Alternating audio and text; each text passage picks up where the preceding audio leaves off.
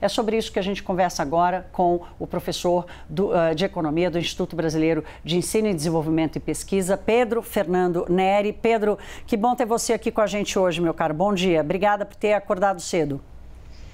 Bom dia, Thaís. Eu que agradeço. Prazer revê-la. Pedro, já fiz a premissa da pergunta aqui, meu caro. Esse dilema entre mais inflação e mais crescimento já devia estar superado no Brasil? Pois é, Thaís, essas teses elas não são exatamente novas, né? Eu acho que a fala do presidente Lula sugere uma intenção de fato de ter um nível de gasto mais alto, né? Acho que o raciocínio que está sendo colocado é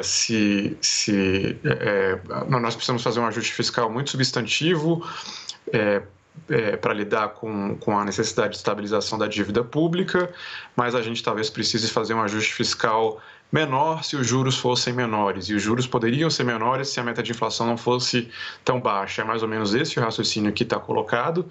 De fato, a gente lembra que a gente teve uma taxa de inflação, a gente observava um nível de inflação mais baixo ali em 2017, 2018, algo como 3% ao ano, e isso motivou essa redução do Conselho Monetário Nacional para baixar a meta para o nível que a gente tem visto.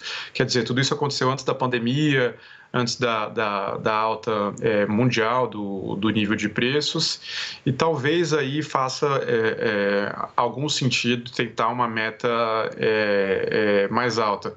Por outro lado, a gente não sabe muito bem como que mercado vai reagir, se as expectativas vão desancorar ainda mais, então eu acho que é um pouco, talvez, um balão de ensaio, uma ideia que está sendo testada ainda, né?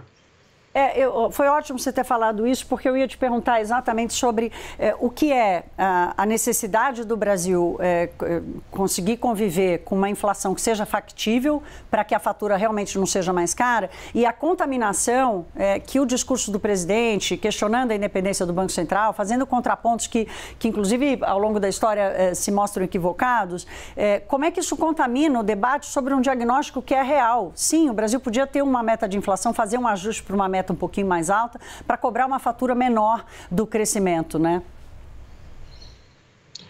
Pois é, eu acho que o que incomoda talvez mais seja esse discurso ser feito justamente quando o governo ainda não conseguiu apresentar uma estratégia mais clara para o fiscal, né? É claro que a gente já está no início do governo, a gente está no primeiro mês de janeiro.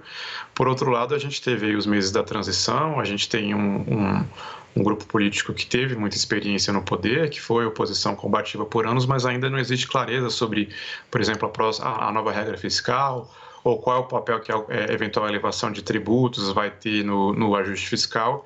Então, eu acho que talvez menos do que isoladamente a fala de aumentar um pouco a meta de inflação, é o conjunto desses sinais que não parece auspicioso, né? Parece que a gente quer talvez resolver as coisas na marra, digamos assim, né? Porque se a gente tivesse uma trajetória mais clara para o que vai ser o fiscal, esse discurso não incomodaria tanto, mas me parece que está sendo colocado uma ênfase muito grande na conta de juros e não tanto na necessidade de ter um resultado primário sustentável.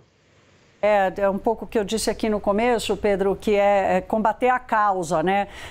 Se o foco for combater a causa, qualquer ajuste ali no meio pode ser feito desde que a direção esteja correta. Pedro, eu vou pedir para você esperar um bocadinho aqui, que eu vou introduzir uma outra parte da fala de Lula ontem, porque o presidente Lula recebeu os representantes de centrais sindicais no Palácio do Planalto, naquele evento gigantesco com dezenas de pessoas, e defendeu uma mudança no cálculo do salário mínimo. Para Lula, o reajuste deve sim estar atrelado ao crescimento do PIB.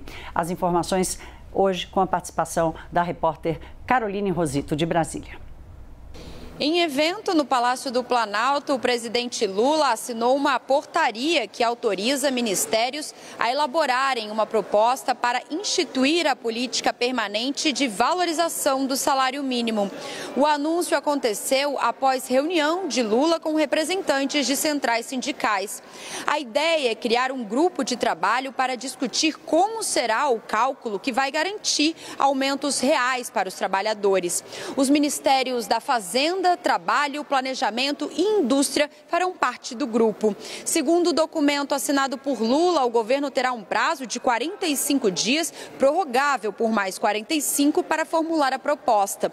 E o mínimo é a melhor forma da gente fazer distribuição de renda nesse país. Não adianta o PIB crescer se ele não for distribuído. Porque se o PIB, nesse país, o PIB já cresceu 14% ao ano e o trabalhador ficou mais pobre.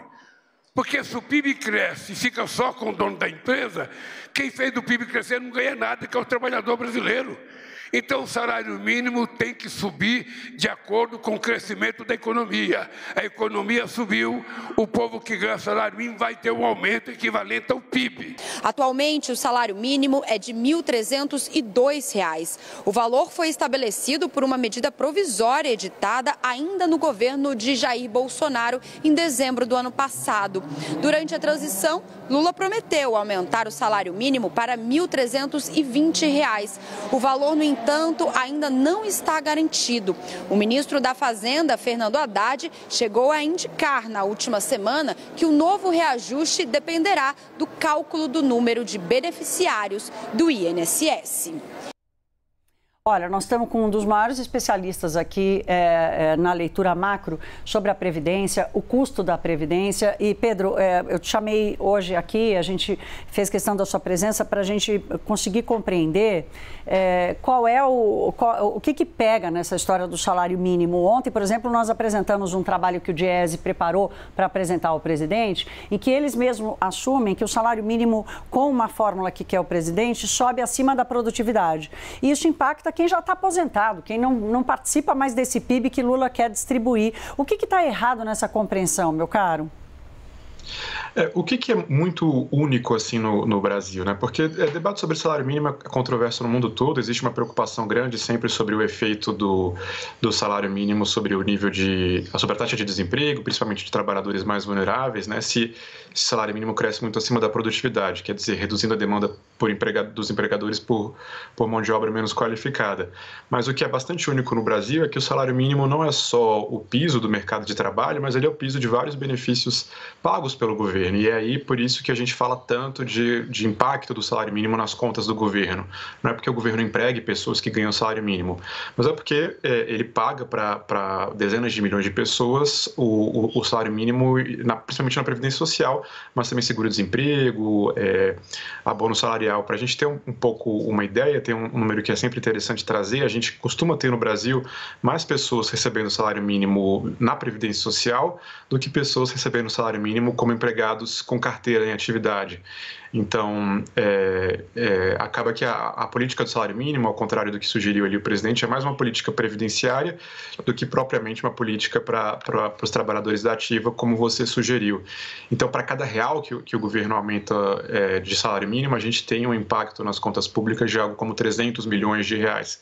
É essa dificuldade que o governo vai ter que tentar calibrar aí. Pedro, faz sentido para você discutir uma fórmula para garantir ganho real do salário mínimo? Ou, de novo, não caberia agora? Eu acho que pode ser discutido. A gente, quando a política de valorização do salário mínimo começa a se exaurir, ali, ao final do governo Dilma, a gente tinha um número de desempregados bem maior, o desemprego já caiu um pouco, mas eu acho que a gente tem que talvez pensar num outro indicador que não seja só PIB, talvez PIB per capita, talvez ter uma fórmula condicional ao momento do mercado de trabalho, porque a gente tinha ali no segundo governo Dilma a política de valorização resultando em aumentos reais muito expressivos, justamente quando o desemprego estava muito alto. Então a gente tinha uma situação em que a gente tinha mais gente sendo demitida, mas aumento do salário mínimo sendo dados. Então, talvez uma fórmula que seja condicionada à taxa de desemprego, permitindo aumentos maiores somente quando o desemprego for menor, faça mais sentido. Agora, em relação ao espaço fiscal, eu talvez preferisse ver o governo investindo em alguma agenda de desoneração do salário mínimo, né? Porque a gente está falando de aumentar o salário mínimo, mas o salário mínimo ainda é muito tributado no Brasil, no emprego com carteira, né? Sobre esse aumento do salário mínimo vai incidir os 20% de contribuição previdenciária, mais uma série de outros encargos. Então, talvez para o trabalhador mais pobre, principalmente aquele que está fora do mercado de trabalho, o governo talvez pudesse usar esse poder de fogo aí do fiscal em reduzir os encargos sobre a folha, principalmente para quem ganha até um salário mínimo, em vez de necessariamente dar aumentos muito robustos. Eu acho que talvez isso pudesse entrar no radar.